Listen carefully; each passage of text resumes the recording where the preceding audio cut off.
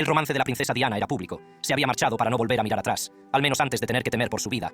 Pero hay una verdad que nadie conoce, la controvertida verdad que la realeza ha ocultado durante tanto tiempo, la inquietante verdad que se esconde tras la prematura muerte de la princesa Diana. A todo el mundo se le dijo que hubo una última llamada telefónica de la princesa Diana, y ella mencionó palabras que ahora han sido finalmente descubiertas. Estos secretos, responsables de la tensión en su relación con la realeza, son revelaciones que estuvo a punto de compartir con el mundo antes de ser silenciada para siempre. Y ahora, los críticos y fans de la princesa del pueblo la recordarán siempre de forma diferente. La llamada final y el inquietante arrepentimiento.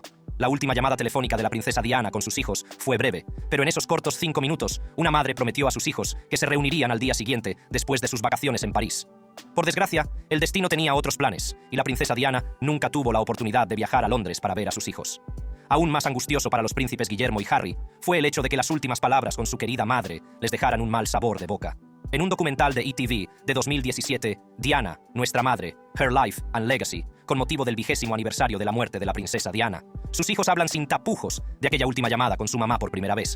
No recuerdo necesariamente lo que dije, pero lo único que recuerdo es lamentar durante el resto de mi vida lo corta que fue la llamada, dijo Harry a las cámaras de ETV.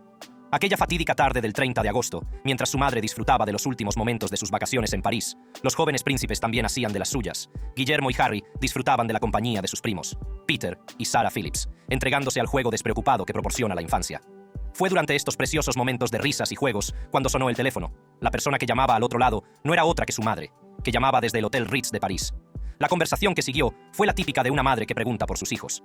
La voz de Diana, cálida y familiar, llenó la línea, preguntando por su día, su bienestar y compartiendo su emoción por verlos pronto. Para los príncipes, la llamada fue una breve pausa en su juego, una charla rutinaria con su madre, como tantas otras que habían compartido antes. No sabían que sería la última vez que oirían la voz de su madre. La princesa Diana, la princesa del pueblo, era conocida por su compasión, su labor caritativa y su devoción por sus 2 hijos, los príncipes Guillermo y Harry. Su relación con ellos no era solo la de una figura real para sus herederos, sino la de una madre profundamente cariñosa que trataba de inculcarles los valores del amor, la empatía y la alegría de vivir. Sin embargo, el verano de 1997 fue una época de cambios para Diana. Había estado forjando un nuevo camino en la vida, uno que era claramente suyo después de su divorcio del príncipe Carlos. Su labor humanitaria estaba en pleno apogeo y su popularidad entre el público era máxima. En esa época viajó a París con Dodi Al-Fayed, amigo íntimo y compañero. Mientras tanto, Guillermo, en la cúspide de la edad adulta a los 15 años, y Harry, de solo 12, pasaban el verano en Balmoral, el refugio escocés de la familia real. La distancia con su madre no era inusual, dadas sus obligaciones reales y sus vacaciones separadas, pero el vínculo que compartían permanecía intacto. Estaban deseando reunirse con Diana en Londres, con los planes hechos y la expectación en el aire. Su doloroso recuerdo de los acontecimientos en el documental pintó un cuadro completo del arrepentimiento y de los "y sí" que habían arrastrado durante toda su vida. En un tono bastante entristecido, William describió la breve llamada telefónica de 5 minutos como el último recuerdo de su madre. William, que había hablado por primera vez con su madre aquella noche, dijo: "Creo que Harry y yo teníamos prisa desesperada por decir adiós, hasta luego, y nos vamos. Si hubiera sabido lo que iba a pasar, no habría sido tan indiferente. Pero esa llamada se me quedó grabada". Cuando se le pregunta si aún recuerda lo que le dijo su madre aquella noche, el rostro triste de William se ilumina inmediatamente con una sonrisa al afirmarlo. Sin embargo, no da más detalles sobre lo que realmente se dijo. Al igual que Guillermo, la llamada telefónica ha permanecido fija en la mente de Harry, casi 3 décadas después de la trágica muerte de Diana. Al hablar en el documental, Harry desnuda por completo lo que ha sido una angustia interminable. Recuerda que cuando Guillermo terminó de hablar con su madre, le llamó diciendo: «Harry, Harry, mamá está al teléfono». Sin comprender la gravedad de los acontecimientos que se estaban desarrollando ante él, Harry coge despreocupadamente la llamada con su madre. Después de todo, se trataba de una rutina normal entre la princesa Diana y sus hijos. Pero aunque Harry recuerda los acontecimientos de forma algo fragmentada, una cosa está muy clara: su profundo pesar por lo breve que fue la llamada. En sus palabras: «Si hubiera sabido que era la última vez que hablaba con mi madre, las cosas que le habría dicho. Recordarlo ahora es increíblemente duro. Tengo que lidiar con eso el resto de mi vida. No saber que era la última vez que iba a hablar con mi madre, y lo diferente que habría sido esa conversación si hubiera tenido la más mínima idea de que le iban a quitar la vida esa noche».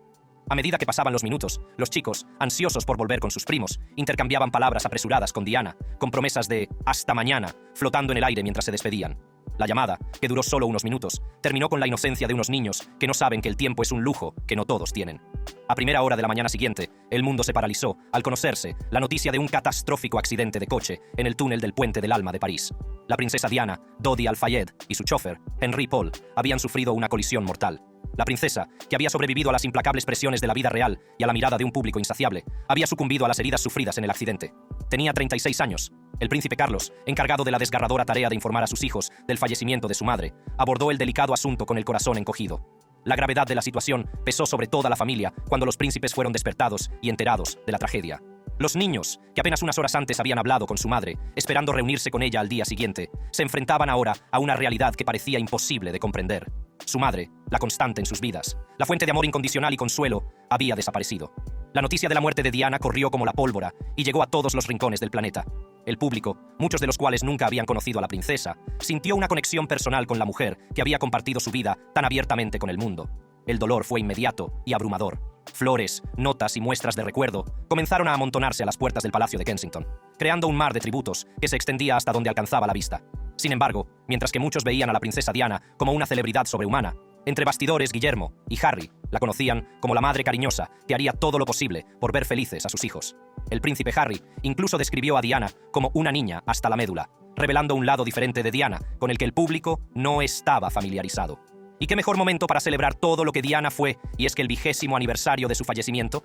Guillermo y Harry habían pasado muchos años lidiando con su dolor, pero les encantó la idea del documental para honrar a su madre y dar al público un lado diferente de ella.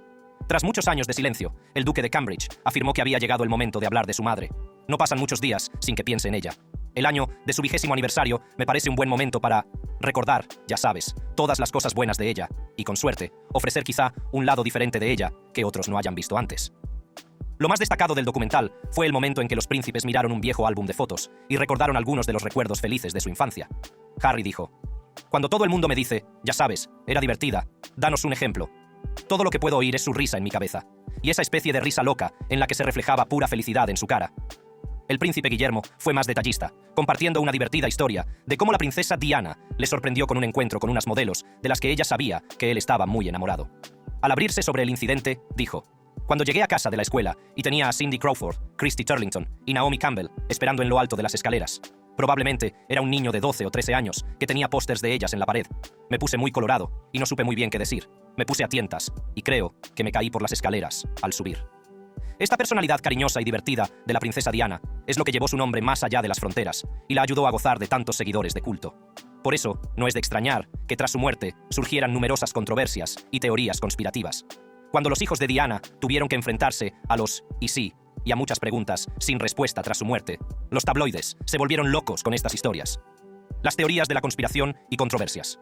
Mientras el mundo lloraba la repentina y trágica muerte de la princesa Diana, el dolor por su fallecimiento pronto se vio ensombrecido por susurros de conspiración. Las preguntas sobrevolaban los medios de comunicación y varias polémicas se apoderaron rápidamente de la familia real. ¿Y si la verdad estaba envuelta en el secreto? ¿Y si no fue un accidente?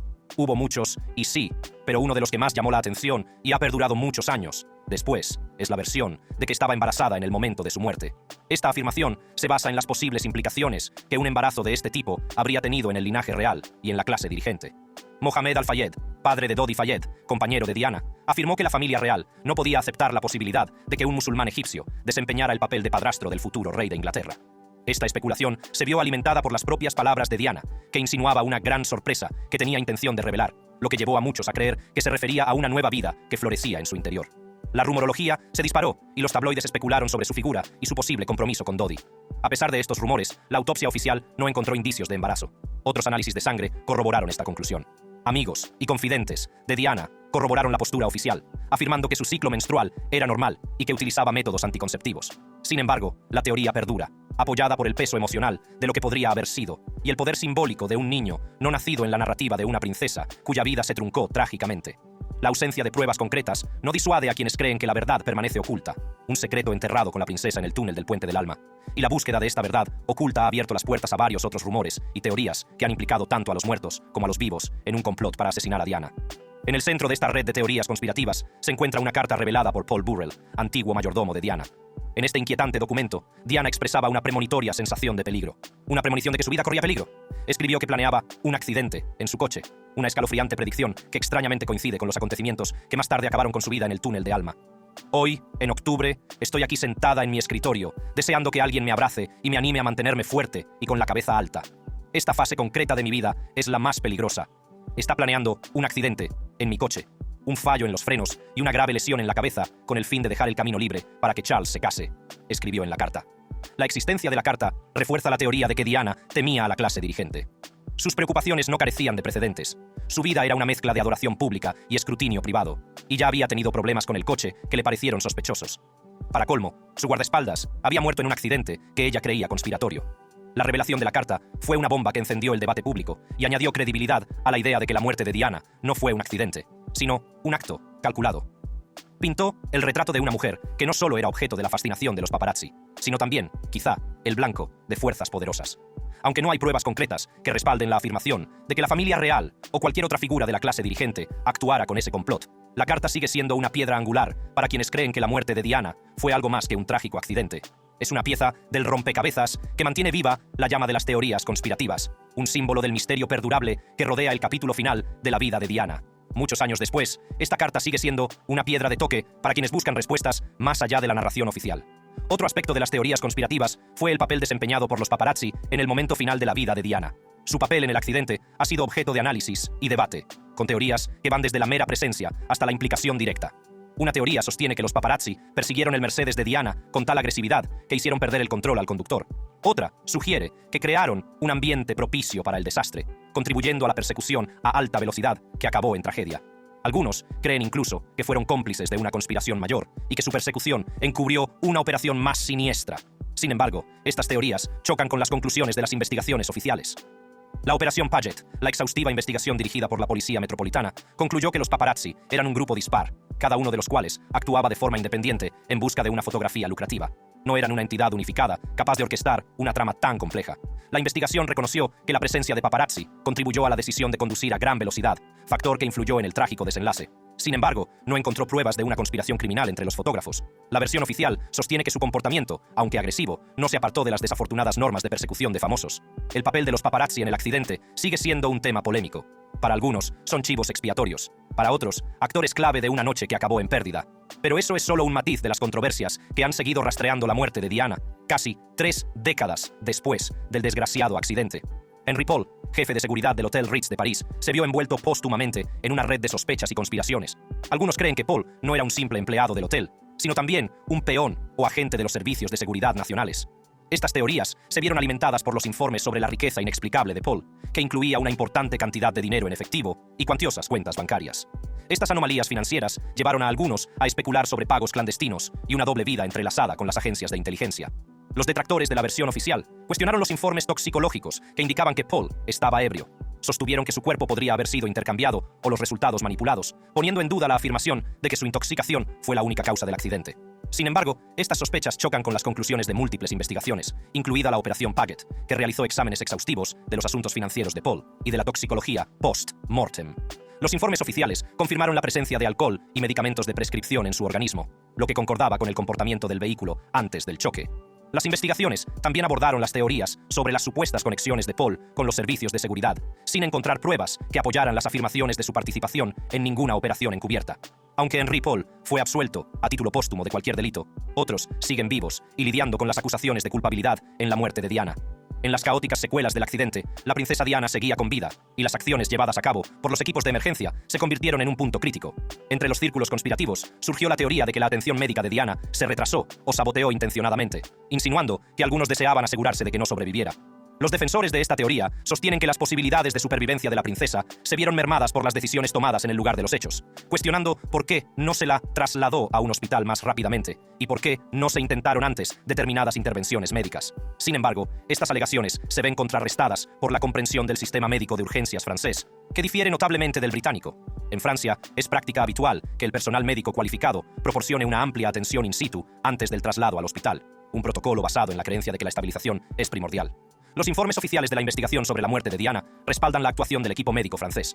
Los expertos declararon que la atención que recibió se ajustaba a las normas francesas y que la gravedad de sus lesiones internas era tal que incluso la hospitalización inmediata podría no haberle salvado la vida. La teoría del sabotaje médico, aunque convincente para algunos, queda eclipsada por la trágica realidad del estado de Diana. Los argumentos contrarios, basados en las variaciones de la medicina de urgencias, no describen una conspiración, sino una lucha valiente, aunque en última instancia inútil, por salvar una vida que el mundo no estaba dispuesto a perder. A pesar de las diversas teorías conspirativas que han surgido de aquella fatídica noche, el mundo ha tenido que asumir la dolorosa pérdida de una de sus figuras favoritas, la princesa Diana. Apodada la princesa del pueblo por su personalidad realista, poco propia de una miembro de la realeza, el cuerpo de Diana sucumbió a la brutal llamada de la muerte, pero su legado sigue vivo a través de sus hijos y de las vidas que marcó. La princesa Diana sigue viva. La noche del 30 de agosto de 1997 comenzó con el flash de las cámaras de los paparazzi y el resplandor de la mirada pública, una presencia constante en la vida de la princesa Diana. Había cenado en el Ritz de París con Dodi Fayed, hijo del multimillonario egipcio Mohamed Al-Fayed. La pareja buscaba escapar de la incesante persecución mediática que les había seguido durante todo su romance veraniego. Ese mismo día, Diana y Dodi habían disfrutado de las vistas de París, felizmente ajenos a la tragedia que les esperaba. Al caer la tarde, regresaron al Ritz, propiedad del padre de Dodi, con la intención de terminar el día en intimidad y comodidad. Sin embargo, los paparazzi, siempre presentes, lo impidieron, pululando por el hotel y al acecho de cualquier oportunidad para captar los movimientos de la pareja. En un intento por eludir a los fotógrafos, la salida de la pareja del hotel fue una treta cuidadosamente orquestada. Henry Paul, jefe de seguridad en funciones del Ritz, fue el encargado de conducirlos hasta el apartamento de Dodi, cerca del Arco del Triunfo. Aproximadamente a las 12 de la noche, salieron por la puerta trasera del hotel y entraron en un Mercedes-Benz S280 negro, dejando la limusina alquilada como señuelo en la parte delantera.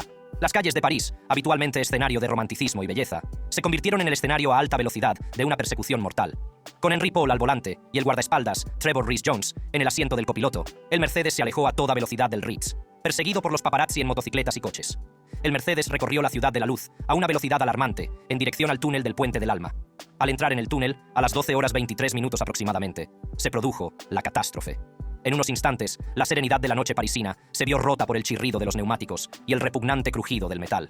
El destino de la princesa estaba sellado, y el mundo nunca volvería a ser el mismo.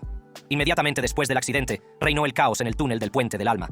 Los restos destrozados del Mercedes-Benz S280 yacían en ruinas, con sus ocupantes atrapados en su interior. Los primeros en reaccionar fueron los perplejos espectadores y los propios paparazzi que los perseguían, algunos intentando ayudar, otros fotografiando en una frenética búsqueda de la primicia de su vida. Los servicios de emergencia fueron llamados a las 12 horas 26 minutos, apenas 4 minutos después del accidente. La escena que les recibió era devastadora. Entre el metal retorcido y los cristales rotos, los 4 pasajeros luchaban por sus vidas. Diana, aunque gravemente herida, seguía viva. En una entrevista concedida en 2015 a The Independent, el bombero Xavier Gourmelon reveló las últimas palabras de Diana. Gourmelon afirmó que Diana recuperó momentáneamente la consciencia y murmuró: «Dios mío, ¿qué ha pasado?». Mientras tanto, Dodi Fayed y el chofer, Henry Paul, sucumbieron a sus heridas y fueron declarados muertos en el lugar de los hechos. El guardaespaldas, Trevor Rhys-Jones, a pesar de las graves heridas, fue el único que permaneció consciente. La urgencia de la situación llevó a los equipos de emergencia a actuar con rapidez. La princesa Diana fue rescatada cuidadosamente de entre los escombros. Su corazón se había parado brevemente, pero fue reanimada por las hábiles manos de los paramédicos. A la 1:30 de la madrugada, fue trasladada al hospital Pitié-Salpêtrière. Al conocerse la noticia del accidente, una oleada de conmoción e incredulidad recorrió el mundo. La reacción inicial de la opinión pública fue una mezcla de confusión y dolor, ya que muchos se negaban a creer que la querida princesa pudiera verse implicada en un suceso tan catastrófico. La embajada británica en París se vio desbordada por las llamadas, y personas de todo el mundo se apiñaron en torno a sus televisores, a la espera de noticias, con la respiración contenida. Las calles del hospital se llenaron rápidamente de dolientes, con los rostros bañados en lágrimas, iluminados por las velas que sostenían.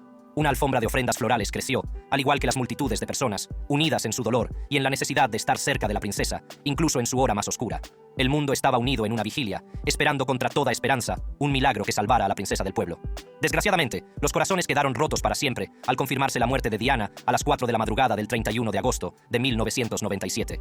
La triste noticia fue rápidamente confirmada por el entonces ministro de Asuntos Exteriores británico, Ronan Cook, quien anunció: «Estoy muy conmocionado por esta noticia. Nuestros primeros pensamientos deben estar con sus hijos y su familia en este momento de inmensa pérdida para ellos». En los días siguientes, la nación se enfrentó a la realidad de su fallecimiento.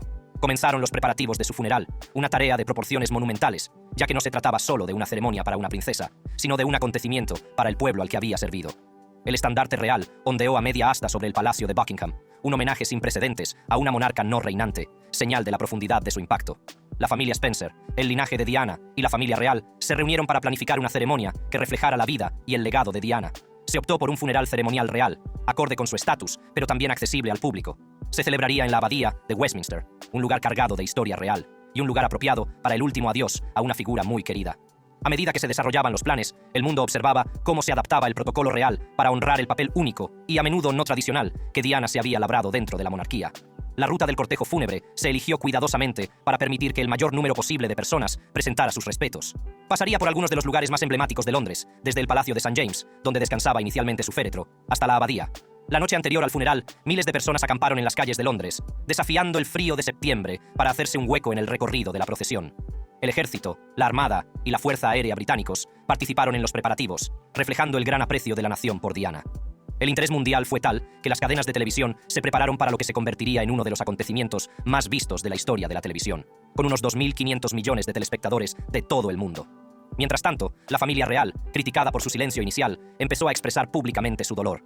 La reina Isabel II se dirigió a la nación en una emisión en directo, algo extremadamente raro, reconociendo el extraordinario efecto de Diana en el país y en el mundo. Se arrió la bandera en el Palacio de Buckingham, y la reina habló de Diana con calidez y admiración, un gesto que ayudó a apaciguar el dolor de la población. El 6 de septiembre de 1997, el mundo se despertó con un día de luto. Las calles de Londres se llenaron de dolientes, algunos con retratos de Diana en las manos, otros con flores, o consolándose unos a otros por el dolor compartido. El cortejo fúnebre comenzó en el Palacio de Kensington, y el coche fúnebre avanzó lentamente entre la multitud silenciosa. El féretro, ataviado con el estandarte real y coronado con una corona de lirios blancos de sus hijos, los príncipes Guillermo y Harry, era un triste símbolo de una vida trágicamente truncada. El camino pasó por lugares clave, cada paso del recorrido marcado por el tañido de las campanas y el suave murmullo de la multitud. A medida que la procesión se acercaba a la abadía de Westminster, la imagen de sus hijos pequeños, su hermano y su exmarido, el príncipe Carlos, caminando detrás del féretro, fue una imagen desgarradora que resonó en todo el mundo. El funeral fue una mezcla de lo personal y lo formal, con lecturas de sus familiares y amigos, y sus piezas clásicas favoritas, llenando el espacio. Earl Spencer, hermano de Diana, pronunció un elogio que fue tanto una celebración de su vida como un comentario mordaz sobre las presiones a las que se enfrentó. Sus palabras, sinceras y conmovedoras, le valieron un aplauso espontáneo y sin precedentes del público asistente. Al término de la misa, la nación y el mundo contemplaron cómo el coche fúnebre atravesaba la campiña, con un recorrido repleto de personas deseosas de demostrar su amor por Diana. Diana había demostrado que la realeza podía tener un rostro humano, y el mundo nunca la olvidaría por ello. Para saber más sobre la realeza, teorías conspirativas y verdades, haz clic en la tarjeta que aparece en la pantalla.